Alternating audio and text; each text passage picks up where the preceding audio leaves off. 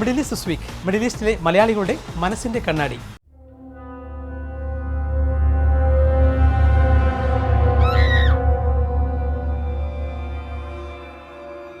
ദുബായിലെ ഇന്ത്യക്കാരിൽ ആത്മഹത്യാ പ്രവണത വർദ്ധിക്കുന്നു. ഒരു അന്വേഷണം. പ്രശ്നം ഉണ്ടായാൽ അതിനെ ടോളറേറ്റ് ചെയ്യാനുള്ള കഴിവ് വളരെ കുറവാണ്. അപ്പോൾ പെട്ടെന്ന് ആളുകൾ ഡിപ്രഷനിലേക്ക് പോവുകയും എളുപ്പമായിട്ട് ആത്മഹത്യയെക്കുറിച്ച് ചിന്തിക്കുകയൊക്കെയാണ് ചെയ്യുന്നത്.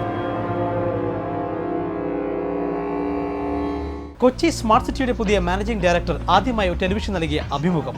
കേരളവും ദുബായുമായി വളരെ പഴയ ഒരു വാണിജ്യ ബന്ധവും ഒരു സാംസ്കാരിക ബന്ധമാണ്.